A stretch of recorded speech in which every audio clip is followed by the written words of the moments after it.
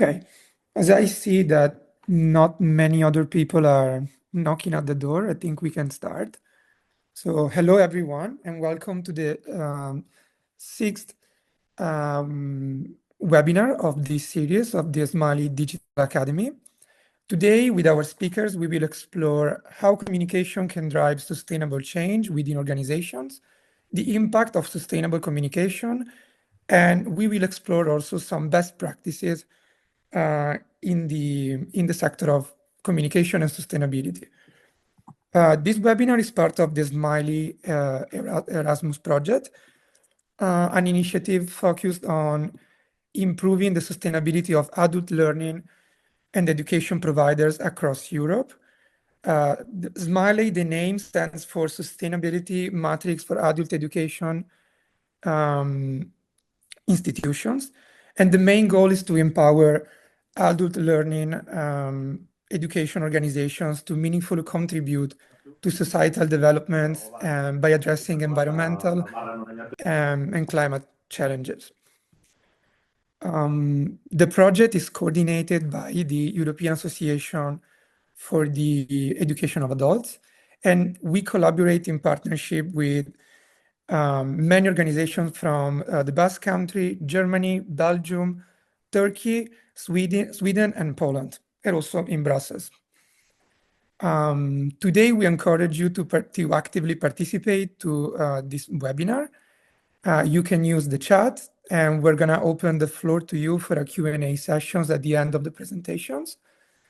Today's webinar is hosted by Lal, and I am Davide, Communication and Project Officer.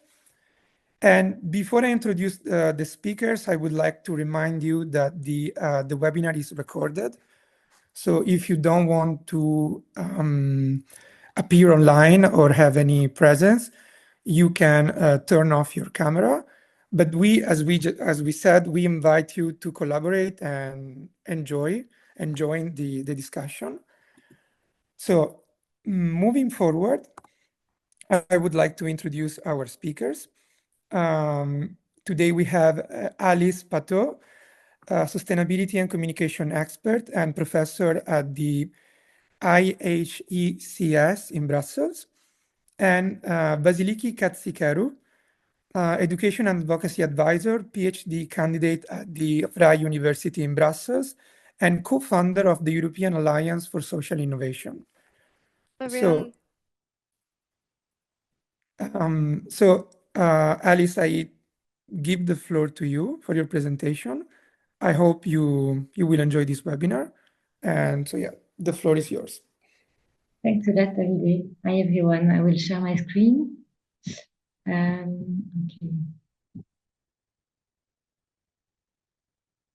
Let me know if everything is working. Big screen, no? Yes? Good. Yes. Okay, so topic of today is to give you some tips about how to build effective sustainability campaign. But before starting, I wanted to emphasize for me the state of communication on the sustainability topic, starting with the example of how today advertising and communication has an impact on the climate topic, especially. So this is the carbon footprint of a basic communication agency. And the idea is to give you a bit magnitude information on how the activity of advertising is impacting on climate. So first you have everything that is related to the agency working. So the car of the employees, the computer, the building. Then you have everything that is related to production. So everything that will be used to make some content, filmmaking, etc. So you see that it's basically the same. Then you enter what is everything about the diffusion of the content. So using the social media, the paper that you print, the energy that is used for the TV, etc. So you already see quite a gap. But what is most interesting to me is that it's not even the biggest impact. The biggest impact will come from the consumption and sales that comes after the advertising. So in the end, the impact of advertising on climate is really the message that is behind. So this is why communication is so important in this topic. Why is it important also for companies or organizations? But first, we don't have a choice, and we all know that it's something that we need to be all working on. But also, it should be considered as an opportunity, and this is how also it can be used as a lever within companies, because it has an impact on the reputation of the organization, on the loyalty of customers. It brings differentiation towards competition. It also brings activity, employer branding, employee retention. It can give access to new market, because with regulation, there are more and more requests from provider, from clients. And it also ensures better resilience of the organization, being able to adapt to the changes that are coming. So I know that with all the discussion on greenwashing and everything that's coming, some companies, some organizations tends to slow down on communication towards sustainability, but it's very important to remind how it can actually be an opportunity for organization. Now, the big question today is, how do we make it effective? What I like to say before starting is that, because usually communication is seen at the end of the funnel. So it's seen, usually companies come to me and say, okay, I have this, I want to communicate about this. But it's important that communication is taken from the beginning. So it's important that communication is sought from the beginning of the process, meaning first starting with the value and the DNA of the company, looking at what's already done, what's the diagnostic versus other companies, looking at all the ecosystem around the organization, the other organization you are working with, the consumers, the partners, and then all this journey already gives you the story that you will tell in the end. So it's always important to see the communication and the story from the beginning of the journey. Now, let's get more concrete on how to be credible, effective, and compliant when communicating.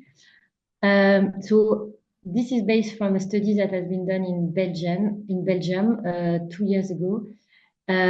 How many percentage of Belgian consumers believe believe that companies are saying the truth when they are talking about their climate commitment? Do you have any idea? Don't know if this can be interactive or not, Davide. Let me know if I just go through. So is it like 50%, 20%? So it's only 6.7%. So when we ask Belgian if they believe what companies are saying, only 6% believe it. So the first step is to actually be credible when communicating. And the study showed that the criteria to, I don't know why everything is not working on the screen, but the ingredients to make it credible is honesty, the sensation that the advertising communication is creating shared value, a commitment and a sense of urgency, and also detailed information. So this is how to make it credible. The second criteria is how do we make it effective? Do you know the percentage of Belgians that wants to have a more sustainable way of life? So they just declare that they want to live more sustainably. So it's basically everyone. 97% of people will tell you that. When you look at the actual change of behavior, you drop down to 13%. And when you add price factor, asking if people would be ready to pay more to access to this more sustainable way of life, you drop down to like 2%. So basically the message here is that people don't know what they want, and basically as communication, it's your role to find it out. And how do we do that? So it's basic communication 101, and it's the same for sustainability topic. But it's first be able to define what you want.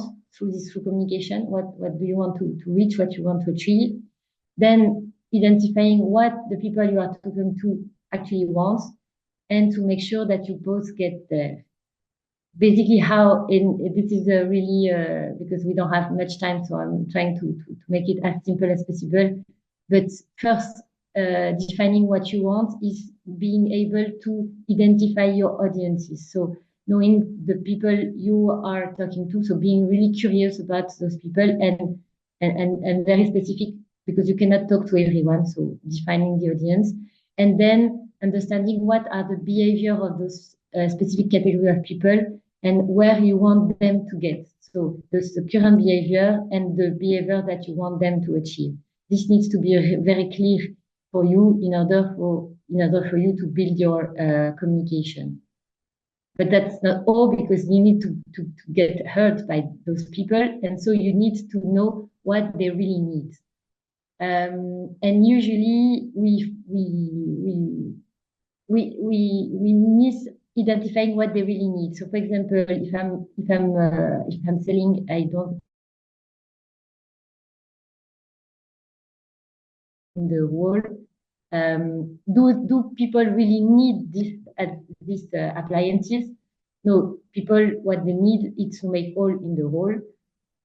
And even more precisely, what they want is to feel good at home. So basically, they want to hang some frame, and so the deep need that they have is to feel good at home. Another example, for example, a camera. People do not want to buy a camera. They want to create memories. They want to have nice picture, and create memories. So the idea is really to get to what people really need underneath, and this is some example of what people need, like functional stuff like saving time, saving money, getting their life easier. It can be linked to emotion or feelings like reducing anxiety, getting more pleasure, having less stress. And the last one is about social belonging. So it's about being valorized, getting recognition. So it's really to understand what's the profound need for people to address them. And I will give you a very concrete example in my experience at EAECS Academy. So basically, I was teaching to students, and we saw that from year to year, the number of students joining the sustainability course dropped down. And basically, we were always trying to convince them about why it's so important, sustainability is so important, it's so interesting what we are teaching, etc. And the exercise that we've done with the students this year is to actually get to talk to the students of the previous year and getting to understand what was their need. And what we found out is that their need was to make sure that in the end they will get a job. And so their belief was that the sustainability course didn't bring enough perspective of work after the study. And so we changed the way we communicate about it, and we actually bring testimonies of companies explaining the need that they have to have people experts in sustainability. We actually changed the speech to show, to reassure them about the fact that they will get some work in the end. So it's again being curious about the audience and really understanding what their motivation, what are their fear, what are their preoccupation, in order to have the most relevant speech. Last one is about being compliant. So I was talking about greenwashing, and there are more and more risk of greenwashing nowadays. Do you know how many percentage of Belgian advertising are considered to be flirting with greenwashing over 2024? So if you take all let's say all the advertising claiming sustainability, how many are not 100% compliant? So it's 38%. So it's good to communicate, and I still pass on the message that it's important. But today we see that a lot of advertising are not compliant. What does it mean to be compliant? Basically, it can be summed up as three vice or three scenes. It's like the 6 scenes of greenwashing. The first one is fibbing, so it's about simply just claiming something that is not true. So it's the biggest greenwashing. But you also have vagueness. So it's basically, for example, he's saying a product is sustainable, which doesn't say anything. So being not being vague about the claim that you are making. You have the lesser of evil that is about talking about something in order to distract or to not draw attention to something else that you're doing that have greater impact. The irrelevant that is saying, for example, we don't use this type of ingredient, but this type of ingredient is actually banned, so of course you are not using it. You have the hidden trade-off that is also about taking only one part of what you are doing and saying that it's sustainable, but missing everything around it. And the last one is to say something without any survey, any scientific proof of what you are saying. And so to give you some examples, those are some advertising where they are actually accused of greenwashing. The first one is, as said, using sustainable without giving any specific evidence, any proof, any information about it. The second one is using a lot of green, so to inspire people about this being a green product without giving any information about why you are using those colors.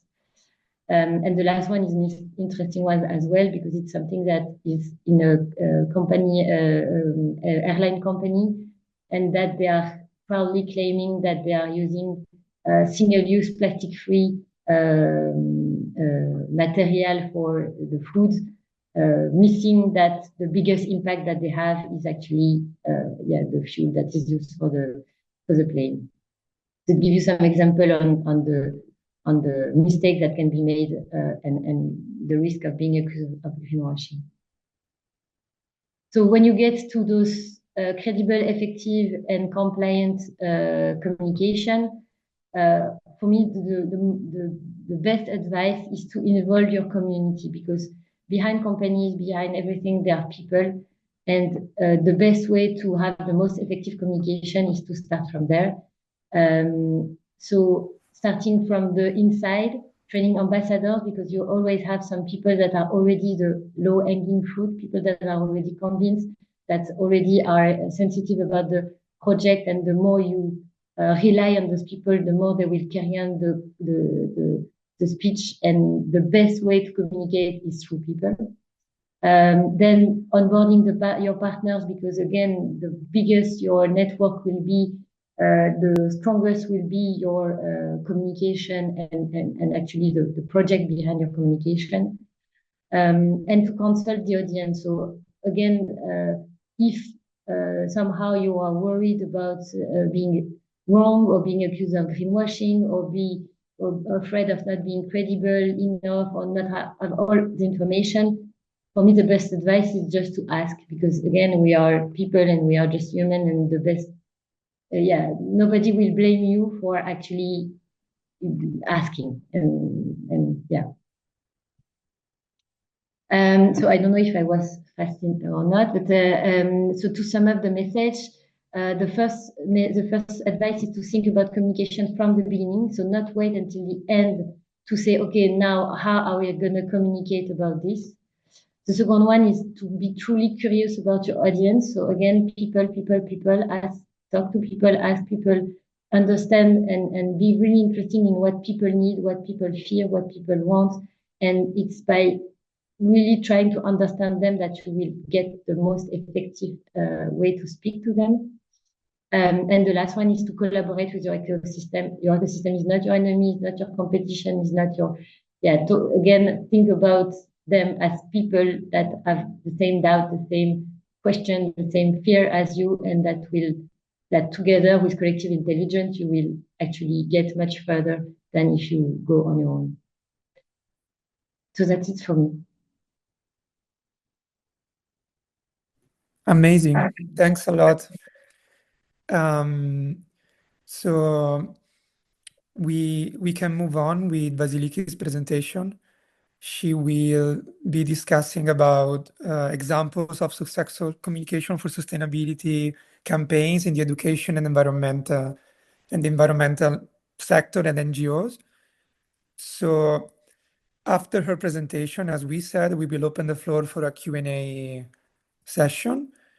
And so, yeah, Vasiliki, the floor is yours. Thank you, David. Let me share my screen, and while I do that, let me tell you a bit about how I came to be and what I am up to. So right now I am doing a PhD on the transformation of education systems. I am not sure if you can see my screen. We can. Okay, that's great. So, and I have worked at European SchoolNet and at the European Citizen Action Service, conducting tasks, developing content for teachers and professionals on European education, democracy, and citizens' rights. So in this process, I was always engaged in communication tasks for civil society organizations, bureaucratic civil society organizations, and I found that I really love communicating about education policy. And today I will give you my tips and tricks on how to effectively communicate sustainability topics or any boring topic, in the sense that communicating sustainability topics falls under this umbrella of topics that are not so catchy, and we're in the era of you have 3 seconds to amaze your audience. So let's dive into it. First of all, my communication, like I said, is on education policy, and only on LinkedIn. I develop posts, videos on scrolling posts, and this is an example just to give you an idea of how I go about it. Usually I may attend a workshop and so on, and then I find what intrigues my mind and I share my thoughts about it. So in this case, I was in a workshop on evidence-based and education policy research, and I realized what people don't know about education policy. So I always, when I communicate something, it's not I did that, is what my viewers, my audience really wants to know about it. And another case is scrolling posts. So you really need to have a differentiation of your content out there in order to avoid content fatigue, which we will dive into later on. But the idea is, for example, in this case, so this post went really well and really bad very quickly. The idea was that I would share about the Education and Training Monitor, which is progress report of the European Commission for all education systems. And it has various sectors. So I said, okay, this report is launched, and it has a section on learning for sustainability, adult education, higher education, and so on. Please tell me, and this connects really well with what Alice was saying, that you really need to connect with your audience and ask them.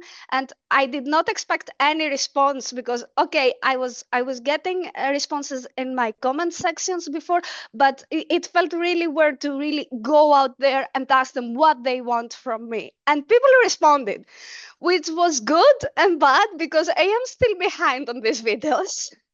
I could not developing videos takes a lot of time, and I could not deliver on all the requests that I got from my audience. So that's something to consider if you want to communicate and really engage with your audience. What is your capacity and the capacity of your team? And then I'm also doing public speaking. So the more you communicate, the more you find audience in several sections of, in my case, the Eurobubble, but any section really of your that you can find your audience. So my proposal is go out there and be a person behind the professional and connect, find people, find audiences, find platforms that can really help you spread your message.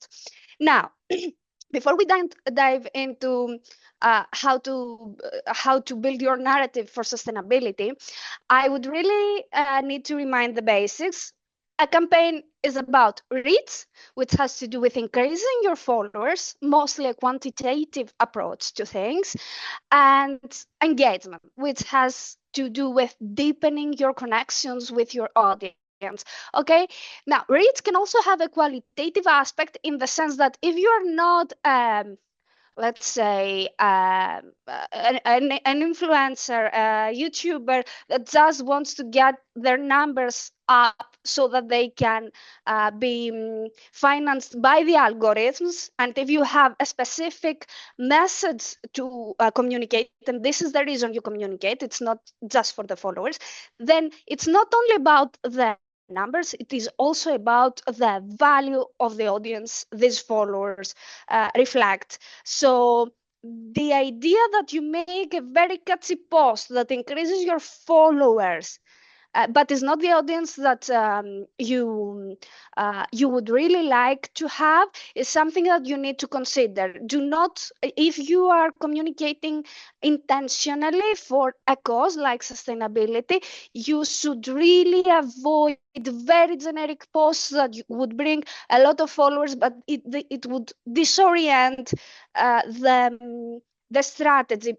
Because if you are indeed asking your audience, if you have followers that are not really into for what you have to offer, they can redirect your narrative a lot. So let's talk about strategy. I am very pro Alice's point on communication should start from the beginning. And in order to do that, you need to devote resources, human resources, financial resources, time resources on developing a concrete strategy. Now, what is happening with bureaucratic NGOs usually? You have a project and you need to communicate and you say, okay, we'll make a post, which is the worst thing you can do. I understand the time limitations, the following up on these KPIs, but I guarantee you that if you just take a step back and you say, okay, we will develop a strategy on our content and we will make sure that we integrate the key messages that we want to share for our projects and so on, but we will make it seamless. We will weave it into our content, our strategy. Then I guarantee you will have so much impact that at the end of the day, if you just start now, in a year you will have you will have it so easy to reach these KPIs that it will almost feel illegal. So know your audience. Make some personas. You have some personas in your mind. You know who follows your organizations. You know the people. So think this person. Okay, Vasiliki. She lives in Belgium. She's an international. For example, citizen. What does she share with her colleagues, with her friends? So what is her need? And on building your narrative, I would also like to share that your key messages may have to be broken down. The attention span is really low these days, so you may want to develop a storyline to reach at the key message at some point, or maybe it's a very easy key message that you can just make a very easy post, very in your face, and everyone gets it. But if it's a more intellectual key message, consider breaking into posts. Make a list of topics that you want to share. Make a list of topics that are interesting in your for your audience, and interconnect them. And you can just spin the narrative. So you can start with what your audience needs, and at the end up with what you wanted to share. This is just a list of the topics that I want to share. So I have a very good understanding of what I want, and then if I find content, if I have something that I think my audience wants, I say, okay, I can link this to that. So articulating everything, putting everything in writing, having boards with your audience, your strategy and stuff really helps. And now I don't know how much time I have. I just have lots of slides, so stop me whenever it is to be stopped, okay? No, Please. you still have time. Don't worry. It's Okay, at least great. 10 minutes, even 15. Okay, Go that's ahead. great. That's No great. worries. So, about crafting your message carefully.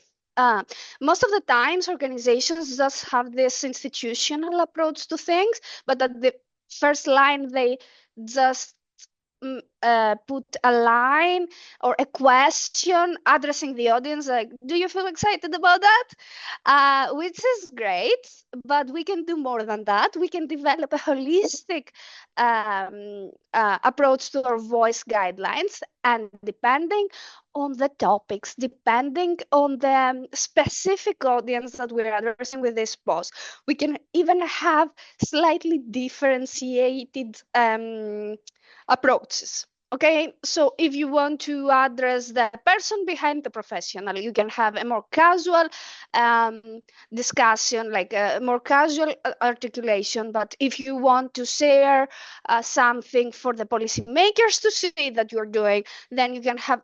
So yes, you need to have voice guidelines, but you can also have differentiation based on your audience. And here it really has to do with what you want to achieve. So a communication strategy should really start from the goals, from the objectives, and break it down into details that will help you operationalize your post development. Okay. And while you craft your message, every time that you craft a post, a video, a scrolling post, or whatever that is, you really need to have some things in mind. First of all, every post matters. Why? Because it builds trust. So for a person, for a follower to know what they will encounter when they see your post, it creates a sense of safety that will make them click that read more button or that like button even before they read. Okay, because they know they like your content. So developing a consistency in the quality of your post really matters. And in order to do that, you need to intrigue them, to fascinate them, to entertain them. And think about it from an education perspective. I know it's not only about communicating sustainability for education here, but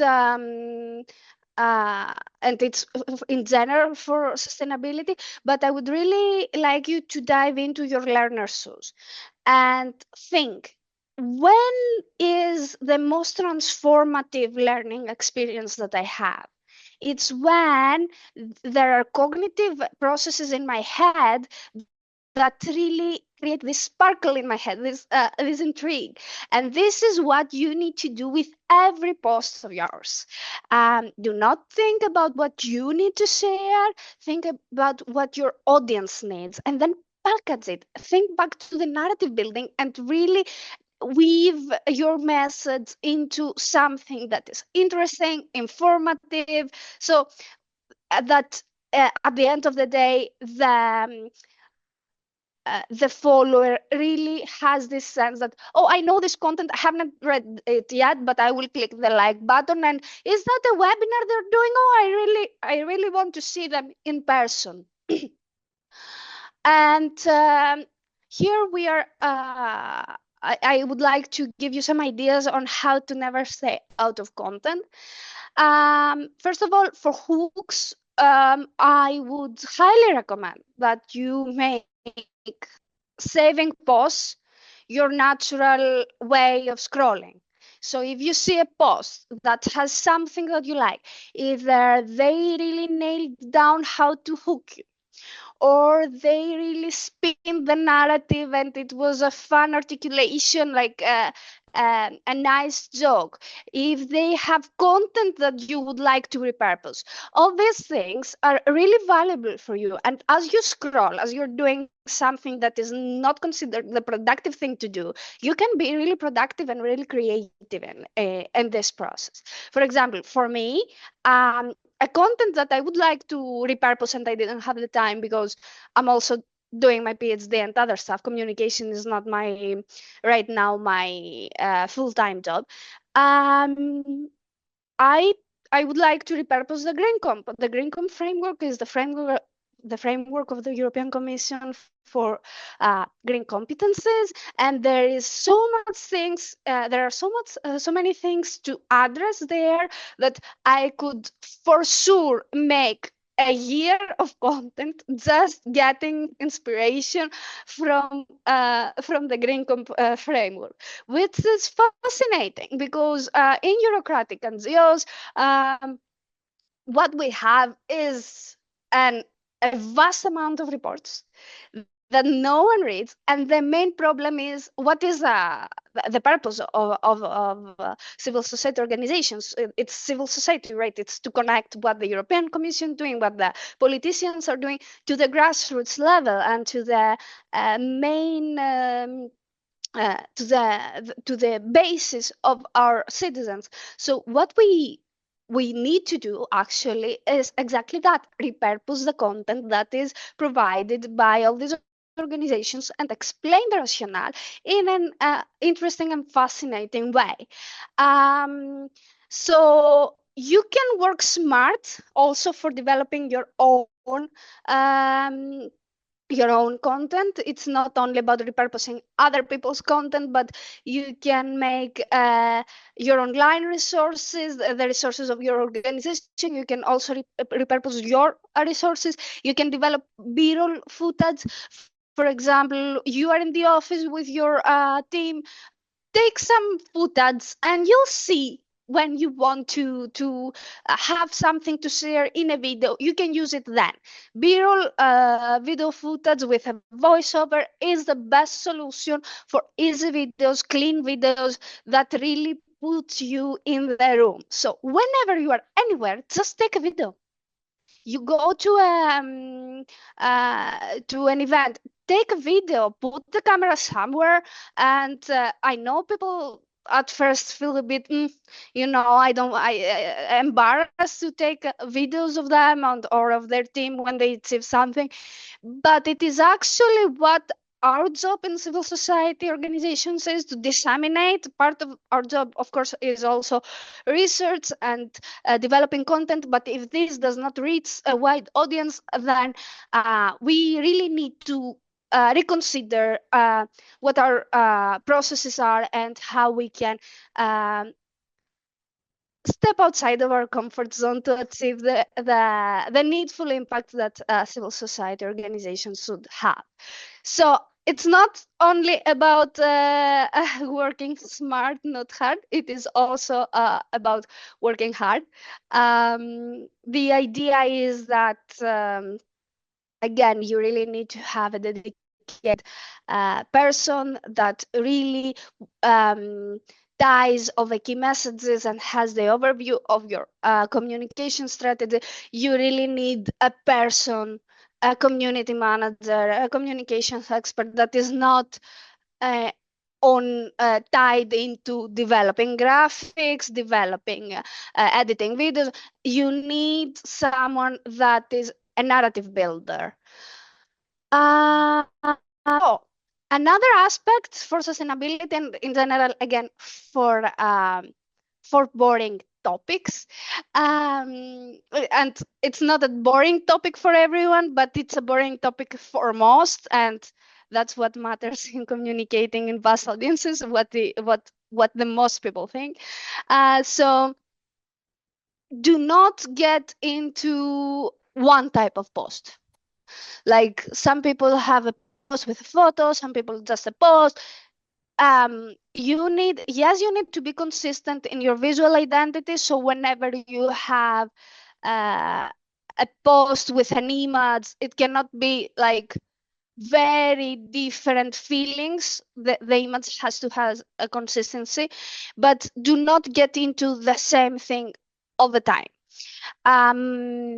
You can interchange the types of content in order to avoid content fatigue. Also, this is why you want to have more than one topics in order to spark, create this cognitive stimulation on close topics that are neighboring but not exactly the same thing. And then you need to consider the different functionalities of each type. So depending on the key message that you want to share, you may want to consider the type of content, know the disadvantages. Developing a video takes a lot of time, for example, and make sure you also maintain a consistent visual identity, especially on the scrolling content. So when you want to have this card that you scroll, it's a PDF usually. What you want to do is when someone says it, oh, I'm scrolling for this organization, they are giving me some content. They need to know who you are and what you do. And yeah, so I am coming from communicating from a personal brand approach. I have also communicated, developed posts and strategies for NGOs. And what I would like to, I know it's not very common, but what I would like to at least you to consider is that people really connect with people, and having an organization that has no face or a face that we rarely see, and it's not a properly articulated video or a photo that really explains who that person is, and you just give me a photo of a person that says something about something, but we have not seen them like consistently throughout 2 months, every week or every second week. We don't know who that person is. So think about in your strategy how you can engage your professionals, coordinate your team efforts, and content through their LinkedIn accounts, and then of course linking to your organization. This, I know this is difficult sometimes, especially if you have a big turnover in your organization, but there should be at least 3 faces in organization that can really communicate the message and articulate the narrative and the direction of the organization, and of course of your members, because usually we're talking about associations, membership-based associations, and it's really I think it's pro having a consistent set of people that you can identify and you can relate with. So help your colleagues help you. Yeah, that was it. I think I went really fast on my presentation, but I would be very happy to explain or respond to any questions or go back to any slides you want me to and explain more. Thanks a lot. It was an amazing presentation. So I would leave the floor to the audience if they have any question. You can also use the chat. Don't hesitate to type down your question in case you have some. Let me see. I do have some questions, so I might start. I might open the floor. So I might start with Vasiliki. We went through your presentation. You talk about processes and how to put them in place to successfully communicate, also about sustainability. Could you share maybe an example of an NGO that successfully achieved good outcomes and reached their goals? Yes, so there are several different cases, so to speak. The one case that is really organizational and it's a true success story is the European Parliament, guys. So the European Parliament, if you follow their Instagram accounts and stuff, it was a dead field. And it was really frustrating because if the European Parliament cannot communicate what they're doing, which is the institution that is closest to the citizens, because we vote for the members of the European Parliament and so on, who can communicate in the EU bubble, right?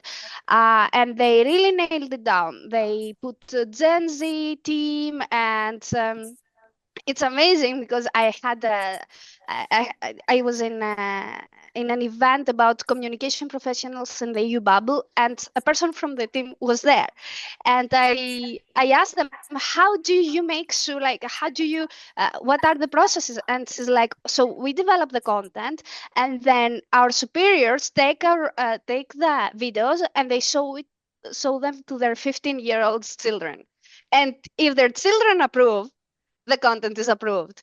So we have currently 15-year-old children of officials unofficially approving content for the European Parliament, which is a fascinating success story, testifying to the fact that you really need to understand that your audience is the mainstream people.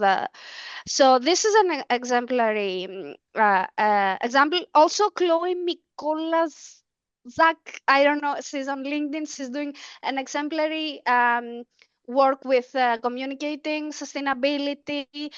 She spilled the interest of the audience with this Meet Your Lobbyist series. You can follow her on LinkedIn. She's amazing. I think there are examples out there, but they are few, and we are just seeing the tip of the iceberg.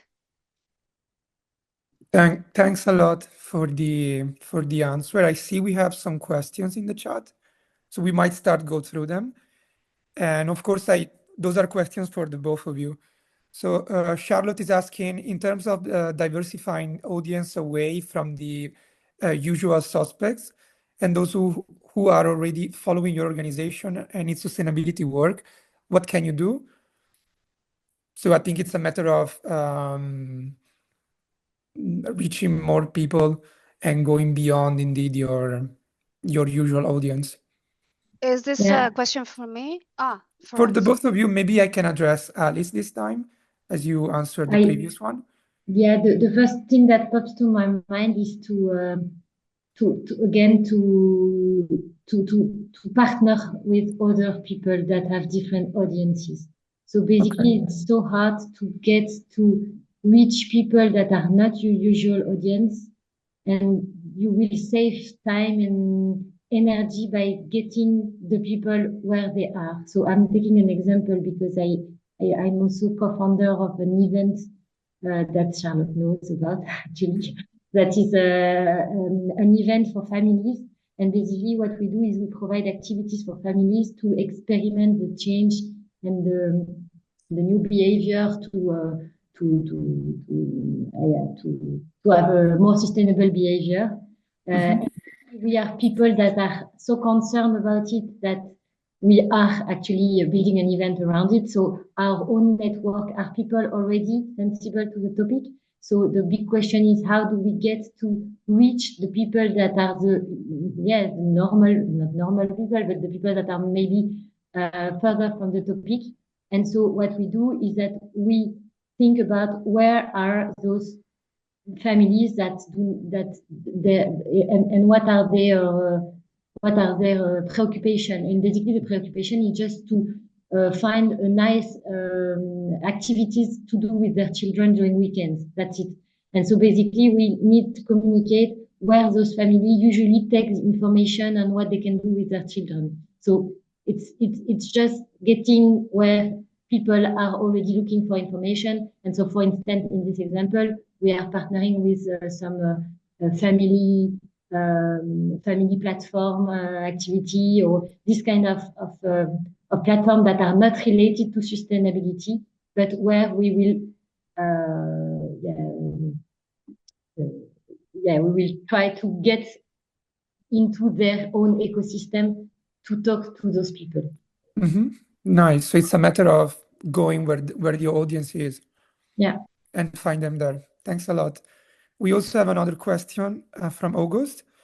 August says, considering social media communication, one method we have experienced successful as a local learning center is involving the learners in doing a takeover for a week of the organization channels, for example, Instagram.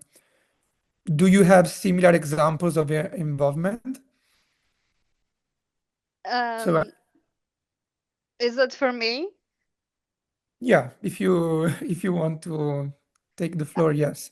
I do not, maybe Alice has, but I think it's a fascinating approach. And if you are a grassroots organization, you should really do it. If you are a bureaucratic organization, you do not have this benefit, and it's a pity that we do not see more grassroots organizations developing this content, because guys, this is your strength. I agree. It comes back to getting close to your audience again. But Absolutely. in this case, your audience is getting closer to you, but the principle is the same. We have another question I see now from Hayana. How would you suggest on reaching the school level educators and students, and not only the EU level, Vasiliki? So it's referred to you. Any different type of communication strategy needed there, specifically Yes. for the education sector? Yes, you really need to be intentional in the development of your content strategy there. I am honored because I have a lot of teachers actually following my boring content on education policy and EU level jargon. And it takes, there are many things, so I don't have the time to say everything. But the idea is that you need, first of all, it's not all teachers and all students the same. You want a specific segment of these teachers, of these students. You probably want the teachers that are interested in the EU projects and stuff. My one tip, I have many things to say, again, I will give you one tip, is to really explain to them how did this project came to be. So you can tell them, we went in the funding and tenders platform and we wrote 40 pages of a proposal that we did not know if we would get. And then we were excited because it was launched, and we had the kickoff meeting, and in the kickoff meeting we discussed this and that, and now we really want you as teachers to come. So you really need to explain the EU jargon that we all know and we think is not relevant, is operational. They do not understand how these projects came to be. So this is exciting for them. Nice. Okay. I might have one last question specifically for Alice, but of course the floor is open to the both of you. So essentially, you both discussed the leveraging communication to drive the sustainability of the organization itself. It could be an NGO or a corporation. Do you think that incorporating sustainability into education could be something that could also push forward this process? So teaching sustainability in the first place to people could be also a way to integrate communication and sustainability into the organization in the future? So it's for me. Yeah. Of course. Also for Vasiliki, if she wants to say something, but mainly for you, yes. Of course, I believe so. And I think that actually many people want to take the stand on the topic, and many people feel like they are not legitimate or credible, or they don't know enough about it to feel the right to take the stand on this topic. And I believe that Yes. integrating it at education level will give this level of confidence for people to take the stand. And even without doing so, I truly believe that everybody should talk about the topic and feel like they have their place to talk about it. And just by talking about it, you will get more and more, and that was Vasiliki was saying, you will get more experience, you will get more, you will be fed by your community, you will be fed by questions that will be asked, you will get more curious about the topic. And so the more you talk about it, the more you will feel confident, and you will have more tools and more weapons to be able to talk about the topic. So I think it's all about daring to start, and being proud already of the first step that you are taking toward communication, because you will feel proud about it. I can guarantee it's a nice feeling. Wonderful. I think that's a very nice message with which we could close the webinar. So thanks a lot to everyone, to our speakers primarily, but to everyone for attending. It was very nice and very insightful. And we can go to have some lunch if you guys haven't. I'll leave in the chat the link where you can find what you're going to find in the next week's material about this webinar. We will be uploading the presentations, and we will present some case studies mentioned during the presentation. So you can find the link right now. And yeah, again, thanks for attending, and have a nice day. Thank you. Bye-bye. Bye. Thanks a lot. Thank you. Bye. Merci, Bye. Ali. Bye. Thank you.